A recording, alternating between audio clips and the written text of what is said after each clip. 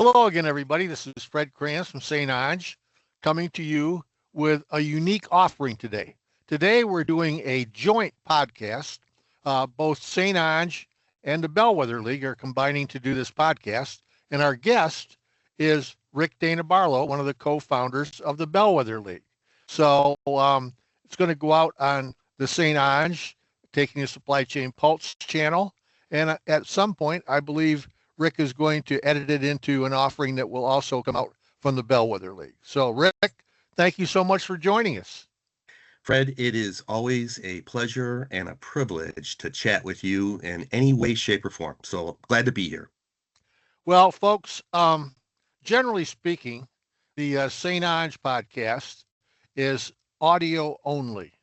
But since we're pairing up with the Bellwether League, there's a possibility that the Bellwether League output from this mutual work may have video in it. And so you can see, I will describe this to the audio folks. Rick is wearing his white mock turtleneck, and well, really turtleneck. And is that a peach colored blazer? It is. I was going to ask you to do, that bit from Late Night with David Letterman, where, what's Hal wearing? You can do what's Rick wearing, and so you've got it so far, yeah. And I'm also doing it as an homage to you. And then, of course, as I mentioned at BLF Fire 18 a week or so ago, I definitely wore these from the Fred Kranz Pants Club that I was so honored to receive there. Second recipient, I believe you said, right? Actually, you're the first recipient of the Kranzy Award. The award was originally entitled by me the Fred Kranz Pants Award, and that went to Randy Bradley. But then Joe Nemeth, who is a big influence on our podcast, said that we should change the name of the award to the Kranzy Award. Very creative. And so you're the first winner of the Kranzy Award. And for those of you who I'll have to describe the pants that Rick is wearing. They have a pale blue background with a large lighthouse that's red and white in there. And they're just apropos for the Bellwether League in general. So Rick, why don't you tell us, what is the Bellwether League Foundation and what is its mission? Well, Bellwether League Foundation is a 501c3 nonprofit, non-stock charitable organization. And we set it up basically to recognize, to honor, salute supply chain leaders, supply chain innovators, folks who are really deep thinkers in supply chain and are making great strides in improving the profession and the industry. We set it up as really kind of a parent company for the Healthcare Supply Chain Leadership Hall of Fame, because we also wanted to expand in some other areas like education and scholarships to students eventually, and to maybe do a little bit of consulting, which we kind of veered into a little bit. So it took a number of years, but some of that has come to fruition here in the 21st century. So we're pretty proud of that and happy of that. And so we're thinking that with these expansions, we will not be, overlooking our main event, of course, which is that Healthcare Supply Chain Leadership Hall of Fame. So what's the meaning behind the name?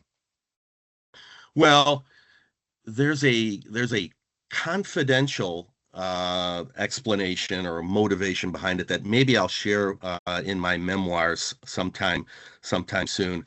But by definition, a bellwether bellwether represents kind of an indicator or a predictor of something. And in our case, it's best illustrated by the lighthouse logo behind me.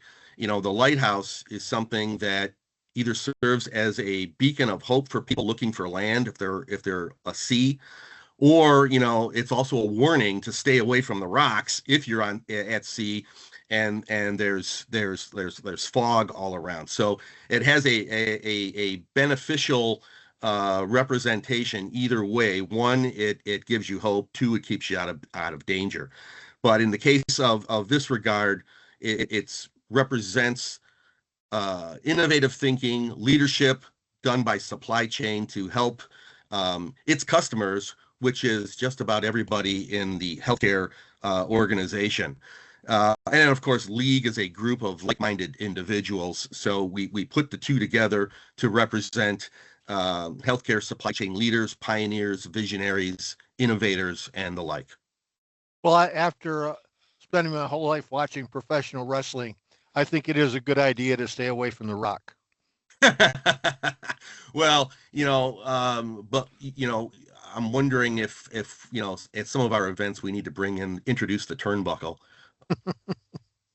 moves, by some famous individuals in that profession. There you go. So how did the idea of the Bellwether League come about? How did the idea of the Healthcare Supply Chain Hall of Fame come about? It was late 2006, very early 2007. I was working on an editorial project for a client, and what I had come up with, I was researching and reporting on the 30 most influential people in supply chain. My goal then was, for all time, going way back.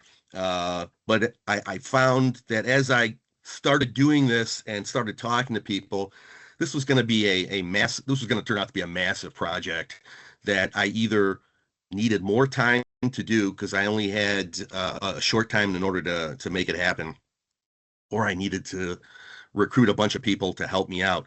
So what I did is I massaged the topic a little bit and got it to something more manageable.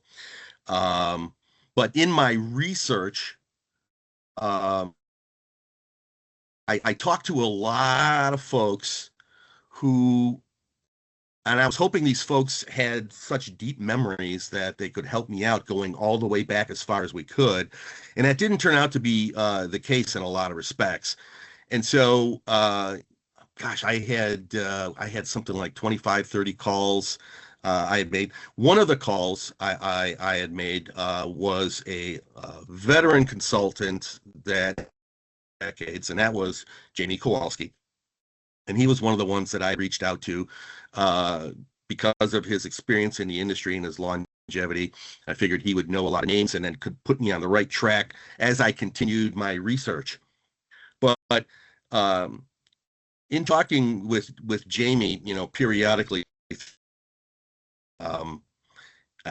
we came to realize that this was going to be a little bit harder than we had anticipated, and for me specifically. Now, as well as I do that Jamie is an avid baseball fan, just like you and just like Barbara Strain, the Bellwether League board chairman. And so, during our conversations, we'd talk about baseball, and we got to the subject of a Hall of Fame.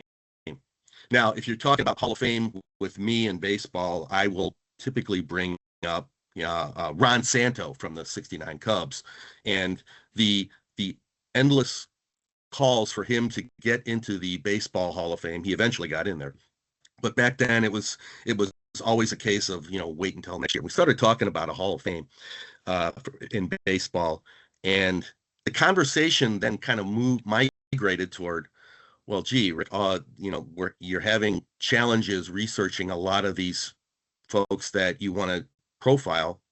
We started talking about, hey, what if we did a Hall of Fame for healthcare supply chain? And that kind of set into motion something that really blossomed from there. The idea of doing a lot more research on Hall of Fame caliber supply chain leaders that would go back decades, if not a century, or however long ago we could go. So Jamie and I decided to put our heads together and launch the organization. So what was the easiest part about launching the organization? coming up with the idea behind it, and generating moral support. The folks that we got together kind of dovetailed from my project. It was probably one of the first what conference calls I ever had with more than like 20 or 30 people on it. I had been on international press calls in the past with reporters and so forth all around the country. But this was something a little bit more personal, and getting all these folks on a call and making sure that everyone could you know, make recommendations and suggestions and whatnot. So, but people on the call immediately saw it as the right thing to do, and there was a lot of verbal support behind it, and we knew, Jamie and I knew that we touched a nerve, and this was a way of delving into the past, looking into some of the foundational elements of healthcare supply chain, where it came from, and potentially broadcast, where it's going. So what were the difficulties you faced? What was the most difficult thing you had to overcome? Believe it or not, there were probably three. The first one had to do with our attorney. We were starting this from scratch, and we had gone to an attorney that was recommended to us, and we asked the attorney that we'd like to start as a 501c3 charitable nonprofit charity, and she didn't see, based on the concept that we were sharing with her, what we wanted to do with a Hall of Fame honoring people. She didn't see that would work, and so she initially set us up as a 501c6 not for profit, and so we operated that way until about 2021, when we were able to convert to a 501c3. So that was one. The second part was the bank. So we had to set up an account for the organization, and we were a few years, in 2007, we were a few years from 9/11, and the government had found during that time frame that terrorist organizations were funneling a lot of money through nonprofit, not-for-profit organizations, that may or may not have been related to, what they were doing in their activities. And so starting a not-for-profit or a nonprofit organization from scratch, that didn't matter how magnanimous we were or generous we were, or what we were trying to do. I had to jump through a lot of hoops in order to kind of convince the bank that we were legit and what we were trying to do, and get that set up. So there was a lot of red tape that we had to go through, and given the circumstances of the time, I guess it was understandable, but it was a lot more difficult than I thought it was, that I thought it would turn out to be. And the third thing, of course, is generating support through generation, through donations and sponsorships.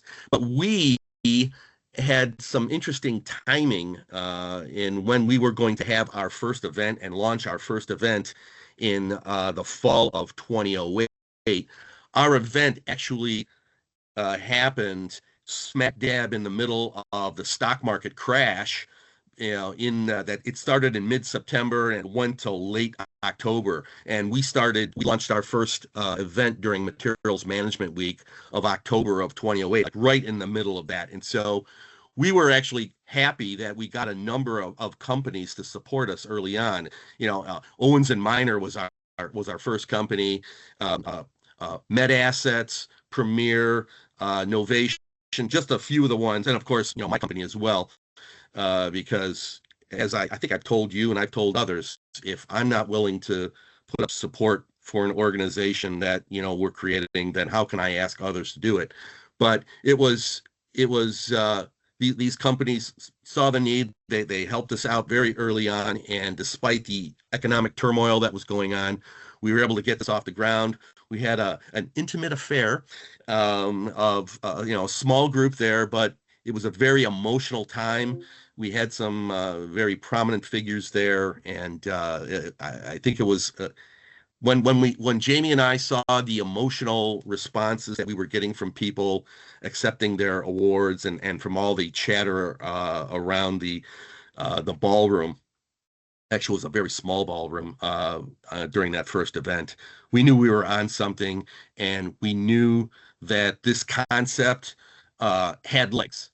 And there are a lot of organizations that have awards out there, and those are great. When we salute all of them, they all have specific purposes, whether a vendor starts it to recognize its customers, or an association starts it to recognize people within their group doing things. It's all great. We wanted to do something just a little bit different that served as more of an overlay of the industry, like the Oscars or the Emmys or even the Granzies, So we just wouldn't give out handsome trousers to our people. We would just give out crystal. There you go. No need to bring the Cranzies in to make that comparison. Um, so what's interesting, I think, as you look at a difference between the Bellwether League and any of the major sports Hall of Fame, all those people are well known all over the country. You know, if Joe Doe doesn't make it to the Major League Baseball Hall of Fame, but he was on the roster of the Cubs for a year, he got to play in front of a few million fans in his life and got that recognition of being a Major League Baseball player. Most of what happens in healthcare, nobody knows these people. And Right. when you started this in 2007, 2008, there was hospital purchasing news, a few other periodicals. There wasn't much continuity to or network continuity to the industry, and that's improved over time. So, who were some of your? Give me three or four of your first notable honorees, and why they were, and what the reasons for which they were selected. Yeah, you raise a great point, and that's one of the motivations behind why we wanted to start Bellwether League Foundation. It's the fact that healthcare supply chain, we didn't feel was getting the exposure, the respect it deserved for everything that it does. As I mentioned at BL Fire 18, everything runs on supply chain. It touches everything and everyone. And you mentioned these publications that were out there, and they do an excellent job of sharing the stories of people, uh, you know, and it could be, from the famous folks, that we all the famous names we know and love and respect, to those that are serving quietly in the trenches. And that's something that we wanted to bring to the forefront with Bellwether League Foundation. It's not really we didn't design it as something that would recognize all stars and whatnot. We were recognizing people making a difference, whether you were publicly known and feted, or whether you were quietly serving somewhere. It's open to everybody based on your achievements that are reported in your nomination petition, the accomplishments that you're doing, how you're volunteering, how you're helping clinicians and so forth. So you don't have to be famous to be recognized by Bellwether League Foundation, but I will say that once you're recognized by Bellwether League Foundation and the Healthcare Supply Chain Leadership Hall of Fame, we hope you will become famous and be an example to others. But going back to your question, um, I don't know if you're referring to folks in our first class, or you're focused on the earliest historical figures. So I guess I'll go with the historical figures, because one of the things that one of my personal motivations in co-founding Bellwether League Foundation was for the organization to serve as at first the unofficial, but now I think we can call it the official historian of the industry and going back.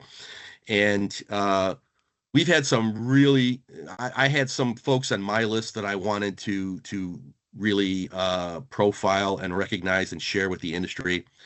I'll just give you a few. I think the one that I initially raised the most eyebrows was perhaps our oldest or perhaps most vintage, and and um, and that would be Clara Barton, from most known for the American Red Cross and for helping the troops during the Civil War. Back in a number of years ago, Nate Mickish, who was the first future famer on Bellwether League's board of directors, he contacted me and said, Rick, I have an idea for a nominee, and I want you to hear me out. I don't want you to think that I'm crazy or anything. And he's like, I want to nominate Clara Barton, and here's why. And once he mentioned the name and started talking, I was already the wheels were already going in my head, and I thought it was a brilliant idea.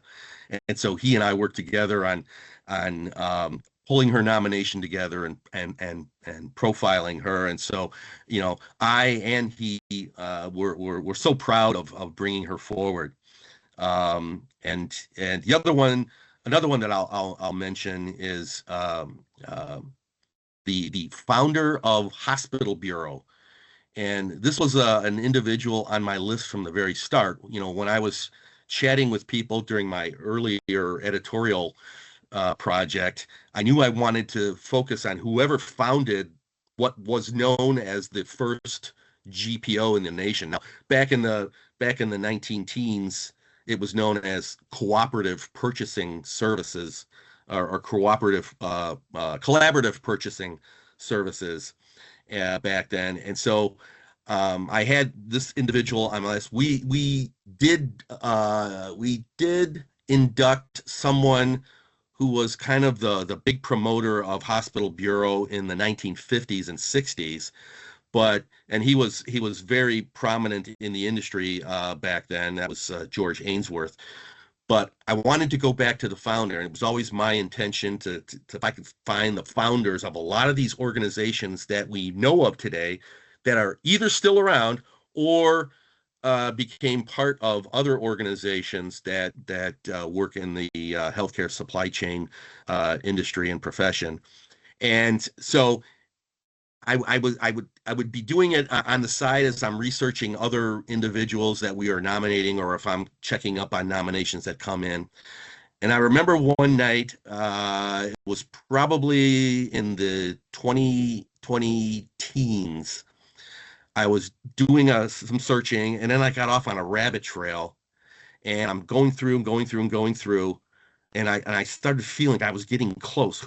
I was getting close to the guy that I really wanted. If it was a guy or I didn't know who it was, and I started, I somehow got into researching railroads and whatnot, and that's when I found the guy deeply embedded in a story. I think it was a New York Times story or something. I was looking through archives going back to like 1911 and 1910, 1911. And that's when I found William Thorne and oh man, it was, the elation of finally, getting what had been my unicorn, my holy grail or whatever.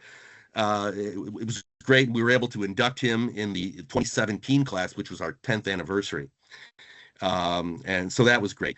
There are several other individuals that I think were historical. Irving Mills, who was responsible for, what eventually became Medline. Just recently, we inducted Pat Neff Groner, who was the co-founder of VHA. So a lot of individuals. These are, the other one, the annual award that ARM gives out, the George Gossett Award. We were able to induct him. I was able to talk with his son, and what a truly remarkable individual George Gossett was to supply chain. And I mean, this was a guy that you really wanted to know, not only to have as a colleague and a friend, but as someone who could, buttress you in times of need, and he would do it as well. Didn't matter if you were a competitor or not, he would be there for you. Just tremendous individual. I'm thinking of Stan Costello as well from the Healthcare Materials Management Society.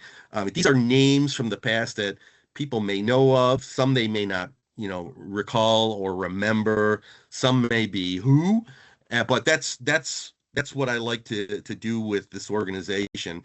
For people to ask, for people to say, "I didn't know that," or "Wow, who is this person, and how did we not know about him or her until right now?" So, um, I guess another one would be Lillian Matiska, who was in our second class, I believe, in 2009. She was someone who was instrumental in starting a hospital from scratch, as well as being the supply chain leader at that hospital.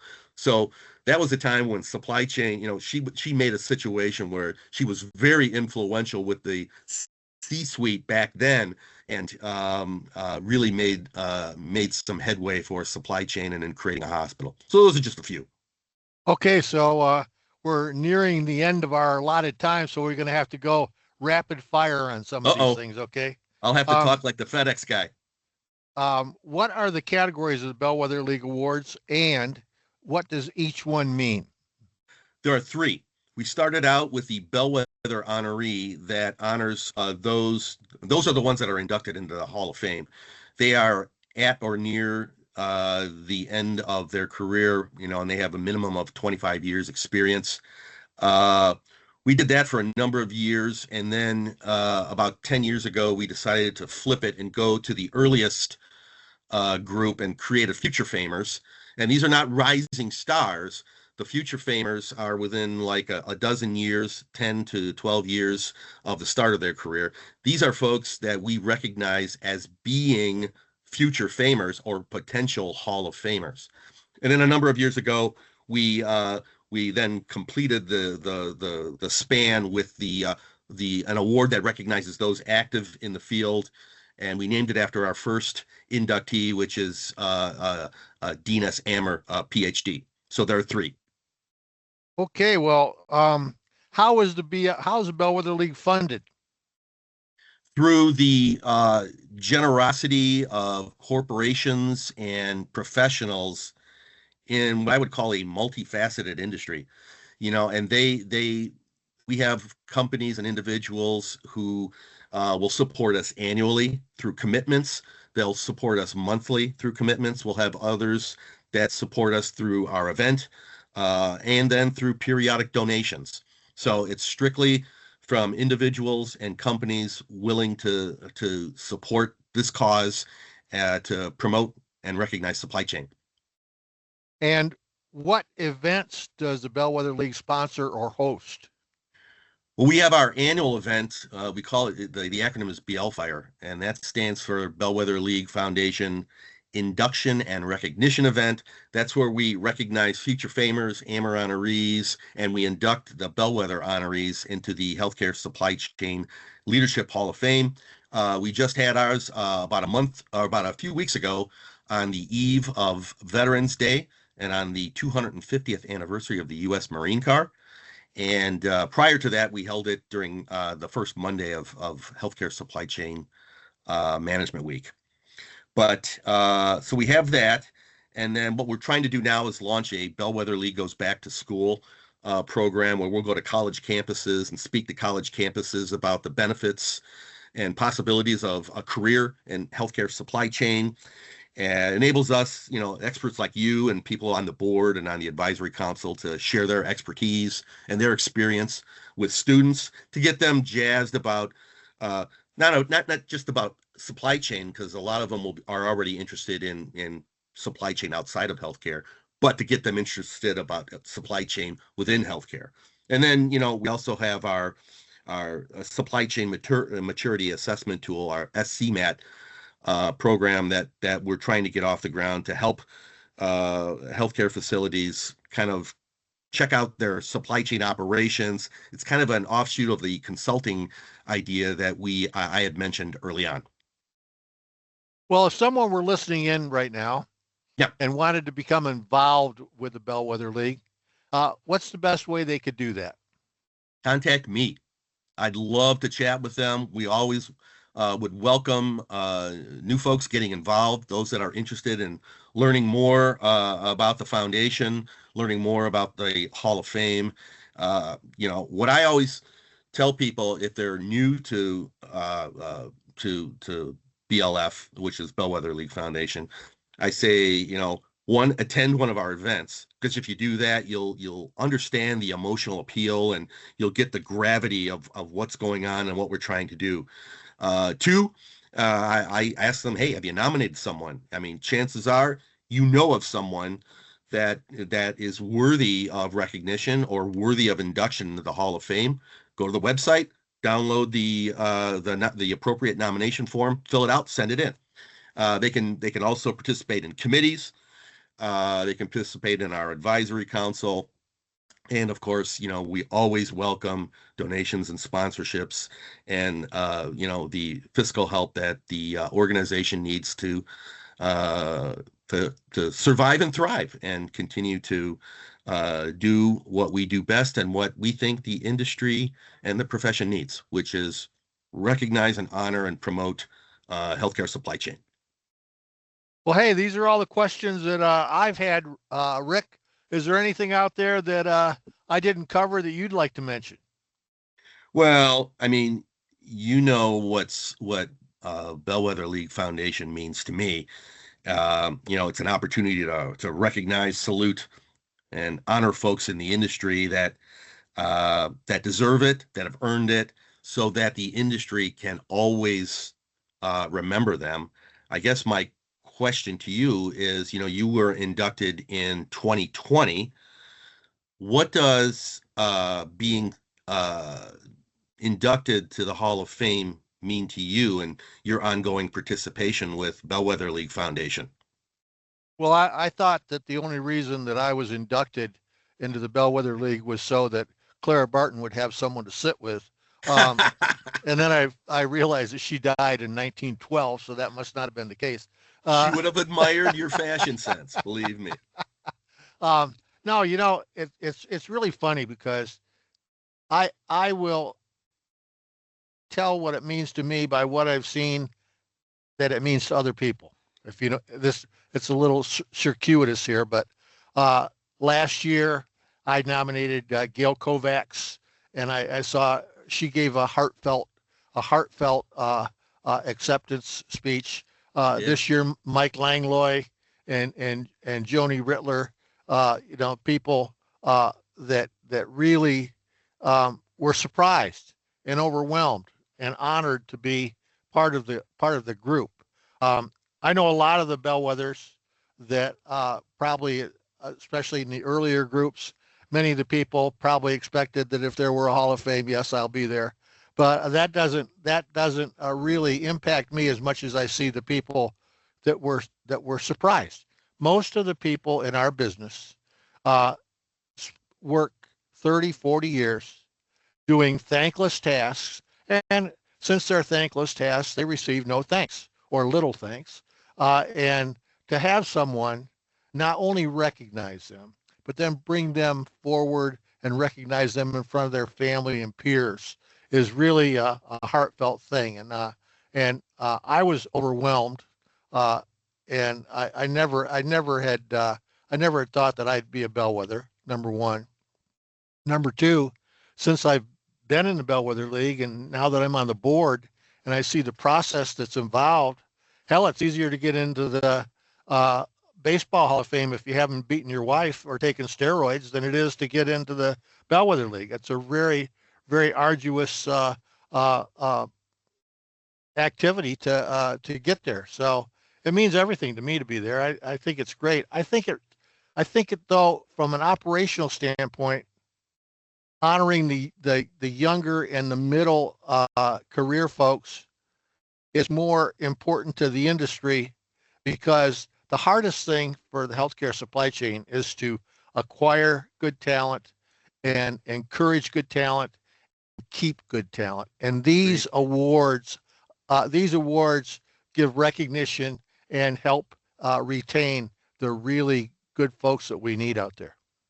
I agree. Your sentiment is precisely what Jamie and I thought when we created this and we wanted to carry this forward. And you mentioned the process of doing it. I want to give a shout out to Jamie, who kind of came up with the matrix that we at least used to start. And we've since improved that matrix, but we wanted to reinforce the fact that this wasn't a popularity contest or an old boys club or anything like that. When you submit a nomination, I read every single word in every single nomination that comes in, and it goes through a very, very detailed process. And we've got videos on the website that not only talk about how to nominate someone, but it also talks about the process by which we change a nominee to someone who's recognized or inducted.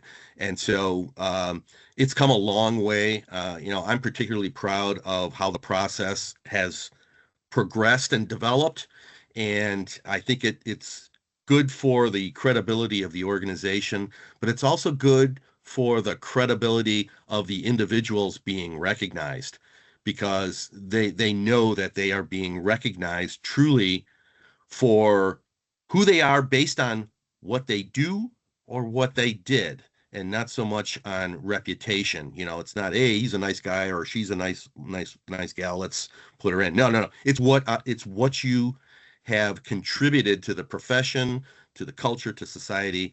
And these are stories that need to be shared, because they not only reflect that person, but also can serve as examples for those that are going forward. Well, Rick, thanks so much for your leadership in the Bellwether League.